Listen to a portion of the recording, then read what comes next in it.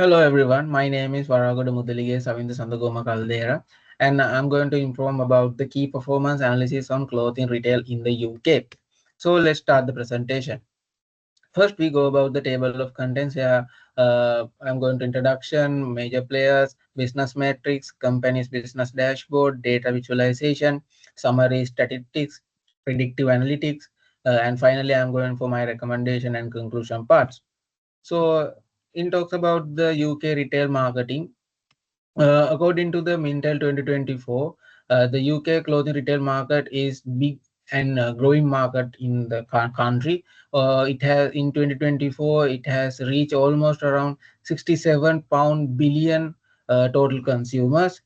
In between 2019 to 2024, it has grew around compound annual growth rate about 3.8 percentage. Talk about the products and services. There are women clothing, men's clothing, children and infant clothing, delivery options as well as the accessories. Talk about the revenue. It has 50 pound billion revenue. Also the employees, which has 333,000. That's showing that how big the employees working market in UK clothing retail. Talk about the major players. You can see the Primark Stores Limited, Next Group PLC has the majority of the out of the leading companies. It almost has 7 pound billion market share. Uh, Small companies also have 79 percentage of the market share. The business matrix that I have used for my percentage analytics part is the output variables and the managed variables, where output variables like profit before tax, turnover, and net tangible asset has the direct effect on the outcome for the company's profitability. And the managed variables like current ratio, cost of sales, number of employees has can managers can influence on uh, to change the outcome of the company. I have used the for informations about the next company, JD Sports Fashion PLC, ITX UK Limited, where the Zara and Inditex are operating, Mark and Spencers as well as the Primark. Let's talk about the company's dashboard, where I have used some dashboards like pie charts, bar charts, and line charts, where we can summarize the financial position and operational performance of the majorities of clothing retails in the UK. Talk about the data visualization. There are two parts in the visualization: intercompany comparison as well as the trends over time. First, we look at the average of profit loss before tax companies in 2024, where I have used the bar chart for this one because it is the best way for have the intercompany comparison. You can see Next PLC as well as the JD Sports Fashion PLC has the highest average of profit loss before tax. It is mainly because of the strong operational performances. However, in Primark and in ITX UK Limited, it has lowest uh, average of the profit. Overall, we can see significantly around the sector, largely depending on the brand strategy as well as the market positioning. When we talk about the average of the current ratio by companies, I have used the pie chart because it talk about the ratios. It is the good way for explaining the market strategies.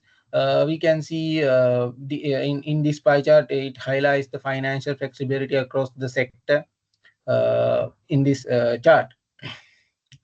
Like trends over time, turnover 2015 to 2024 for all companies, I have used the line chart because when we talk about the trends over time, line chart is the best way for explaining the analytics part.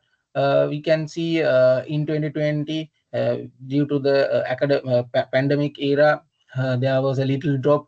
Otherwise, we can see the product strategies have been spread performance better in long-term growth. When we talk about the cost of sales 2015 to 2014 for the all companies, they have the same drop we can see in the 2020. We can overall the managing cost of sales uh, remain a key challenge in for sustain long-term profitability in the UK clothing retail. Talk about the summary statistics. The descriptive analysis is the main part. So let's see the descriptive analysis. You can see the descriptive analysis. The main parts are the mean, median, mode, stand deviation, range, and the count. We can see the average number of employees uh,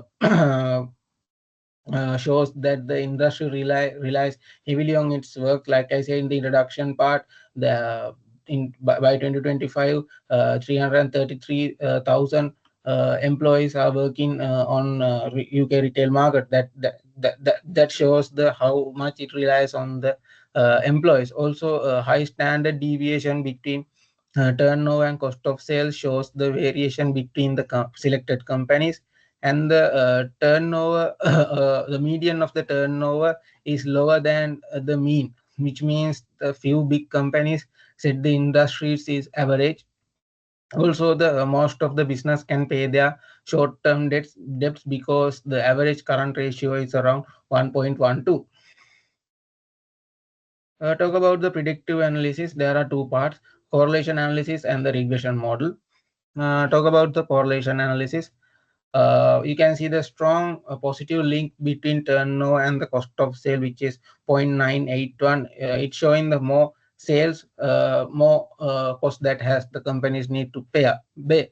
Also, the employees and the turnover, like 0.896, that showing the having more staff usually means making more money. Sorry. Uh, Talk about the low link between the net tangible asset and the profit is a 0.137. That means asset or not always used well by the selected companies. Uh, Overall, we can see the profitability mainly depends on the liquidity as well as the efficiency rather than the size of the company. Talk about the regression model. The multiple R was 0.843, shows that there's a strong positive link between selected variables and the profit. In these variables, the dependent variable was the profit loss before tax, and the independent variables are number of employees, cost of sales, current ratio, turnover, and net tangible assets. uh, Talk about the R square mean has 0.71, which is a good sign of reliability around 71 percentage. The number of employees in p value has a significant positive effect on the profit because it has point 0.1. uh, and the current ratio is another big effect on the liquidity, which has turned the increases of the profit. However, talk about the net tangible asset have a big negative effect, which means having too many assets have the profit going down. We can see in general the uh, in general having enough cash on hand is and a productive workforce is important for making money, while the companies need to keep an eye on their assets for not losing money. Finally, when we come about the recommendations and the conclusion, where I have find some key findings like profitability directly related to the liquidity, and the asset efficiency is a big problem. Like I said, there's a negative link between the net tangible asset and the profit. Also, more money does not mean the more profit. We saw about the this on the very first uh, uh, very first graph, like the mark and space has the most sales, like 10.3 billion on the average. However, the next PLC has the most profitable, like 1.02 million average on the 2024. uh, Talk about the manager decision and recommendations, where managers can focus on improving working capital to get the current ratio up to 1.8 in a year. Also, managers can focus on their employees for bring out the best out of them, switching staff model with the variable cost. Also, they can do a strategic review to fix asset for raising return of asset for the companies. So these are the references that I have used for my data collection. And thank you everyone for watching this presentation. Thank you very much.